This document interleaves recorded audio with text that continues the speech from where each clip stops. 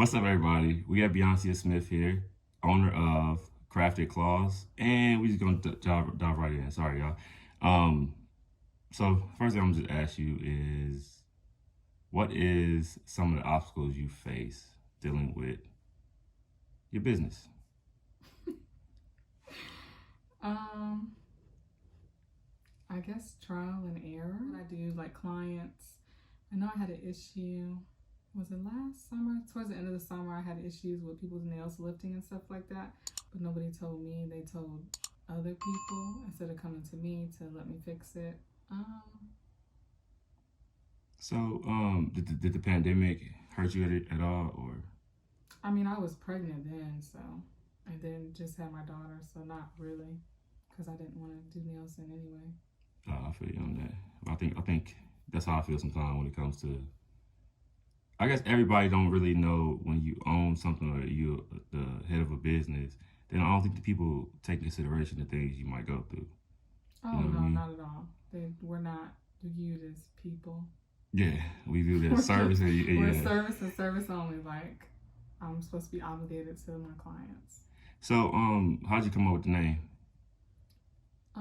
I think I actually came up with the name a year after I graduated from Queen City, and I've been thinking and thinking and thinking. And one day I was just randomly in Old Chicago with my mom and my brothers, and I was just like, Craft Claws. And they were just like, what? I was just like, Craft Claws. That's gonna be my nail business name. I was like, okay. And then So I what's think I made the pages, but I didn't make my logo or anything until I was pregnant. So it's probably about another year. No, so it wouldn't what have was been the a whole year later. significance of the K? To stand out? Not really. I just feel like the C's are just, I don't know. Average. Yeah. Yeah. You gotta change something up. Yeah, I think it makes you stand out too. Just based off like how it's written, it's gonna always draw attention to it. And it's, to me, it's catchy. And then when I dropped my logo, it was just off, just like, I did click on your website page today. What made you choose the colors you chose? Just your favorite colors, or? my favorite color is purple, and I did gold because I like gold. I like black, and my leopard print is my favorite print, and I feel like leopard ties into claws. Nice. Oh, yeah, I thought. What's some of the things that you deal with clients booking? I seen on your website, right? I seen it said about a deposit and stuff like that.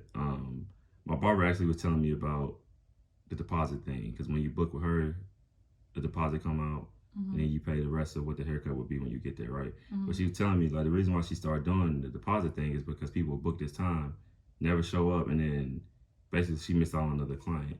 So that's type of stuff you deal with too. Definitely. So how do you, so that's when you came up with the let me just Well, I do used this. to have a $10 deposit, but $10 doesn't even get you a quarter tank of gas, so people don't even care about it. Yeah. People don't care about $10, and it used to only be first time clients. But I would get people that would come like a second or third time, and they would just be like, oh, whatever. And then my the salon I work at now, the owner, she told me that I should up my deposit, and I'm just like, I am going to, and I'm just gonna make it the everyone has to pay it now. Yeah, I think that's fair across the board.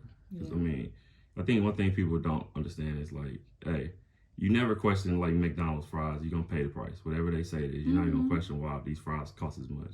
And I think us being business people, because I got people that hit me up and tell me what they'll pay me if I film them, but they don't even know my prices. So you just, so I always tell my That's wife like, disrespectful. yeah, I tell her I'm not doing this because that's the beginning of a toxic relationship. Because you told me how much I was worth, you never asked me. It's different if you say, "Hey, would this work? I got a budget of this. Would this work for you?" Then we could talk. I don't think that's toxic. I think that's trying to create transparency. What's your favorite styles of nails to do? I really like doing long nails, just whatever. But I like doing short nails too now. So what's the coolest type of nails you ever did? Like, have you did any characters on there? Type of nails. Yeah, I haven't driven.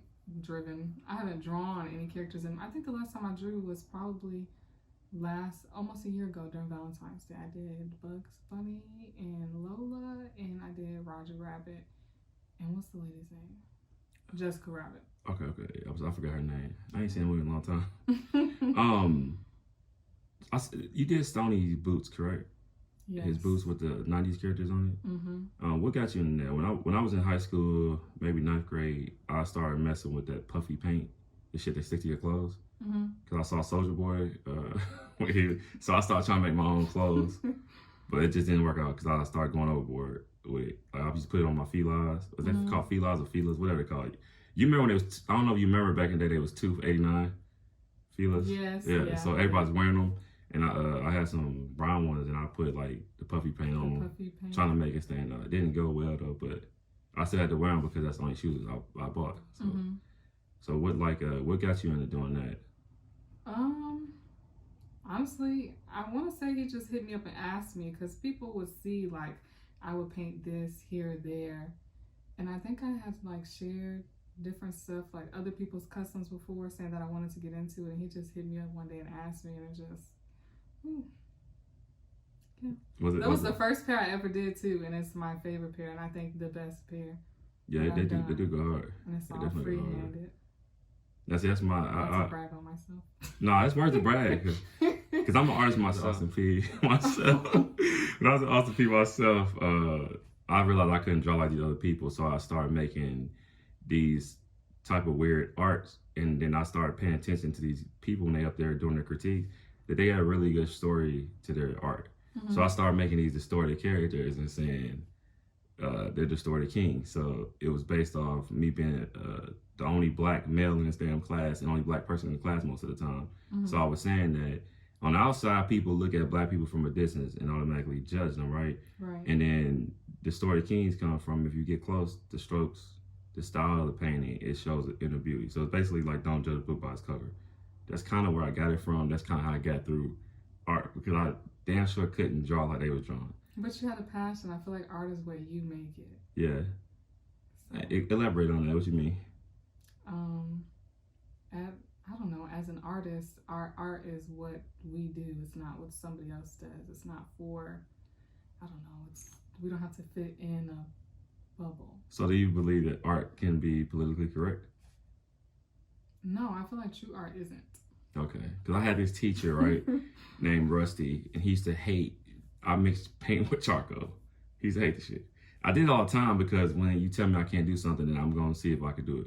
That's just one of those like it's a challenge. Ooh. Yeah. Because I heard him saying, like, you never mix charcoal paint with charcoal. So I used to always, on purpose, drawing charcoal, and then paint on top of it, on purpose. And be successful. Yes.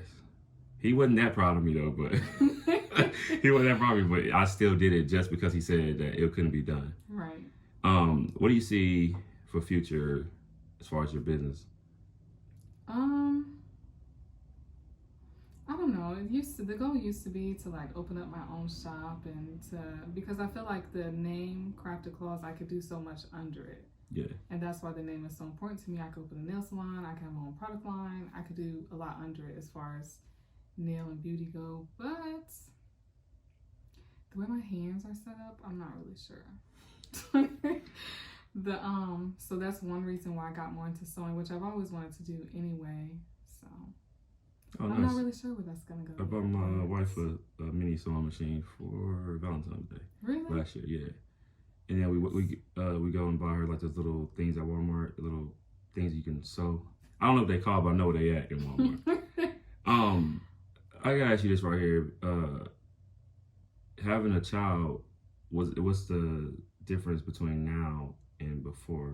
You were doing nails before, correct? Mm-hmm. So what's the difference now, and then how do you balance it all?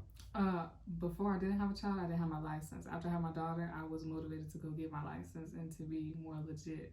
Can I cuss? Yeah, you can cuss. Be more legit about my shit. Yeah. But I don't know, having a child motivated me more. Like I want to do more. I want to learn more skills so that I have skills to give to her. So she always has a way to work for herself as well, or work for mommy. Yeah.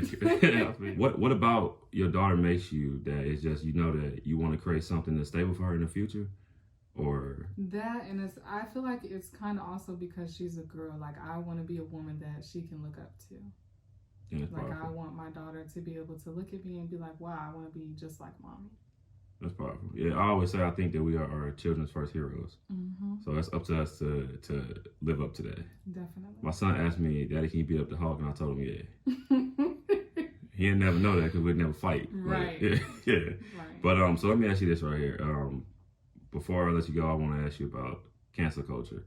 I really started this podcast based off of when I seen the backlash that David Chappelle was getting, and though I'm not really touching on that specific topic, it's just what do you think about cancel culture? My opinion on it is like I think that it's at the forefront. It's not really transparency there, right? Most of us only understand life based off our social economic status Right. and how we came up. So I think most of the time when these cancel culture situations happen, someone says sorry and then everything goes back to normal as if it never happened. So before the backlash, it probably should have just talked. Y'all should have talked about it. So what do you think about that? I agree. I feel like cancel culture jumps the gun. They don't really even know the whole story, the backstory, or anything. It's just like, oh, nope, cancel, delete. Bye. But I mean, it's a bit extra. Yeah. It's there. It's very extra dramatic. I'm just gonna bring this up too. I got my first,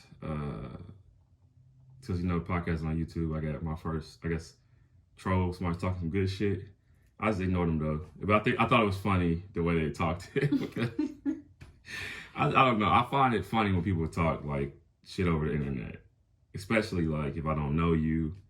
Oh yeah, because I don't think people realize that either. It's just like, oh, like you're mad, but you're humoring me. Yeah, because I feel like, hey, I text my wife like I sent her a screenshot of it and told her like I guess I got a fan. I'm happy because I got another fan. Because it doesn't matter. You still gave me a view, so you took time to write to me and tell me how stupid you think my podcast is, which I'm cool with that because just give me the feedback. I don't care. Right. Because most people are going to see numbers anyway. And all you're doing is you watch this podcast enough to get to why cancel culture, because this is the end of the podcast. So you knew what I asked at the end. So I'm glad you watched the whole podcast. Right. Although I don't know who the person is, I just think it's funny. Because I see it a lot on like other podcasts. I see it. Before you go, can you tell people how they get in contact with you? Website, Instagram? Well, I don't know my website by heart, but my Instagram, I think is _krafted klaws with a K and a Z _. Both are with K's and klaws is with a Z, and it's the same on Instagram and Facebook. Okay, y'all make sure y'all tune in, ladies. Hit her up. Make sure y'all book responsibly. Yeah. And Please do. Yeah, we are out.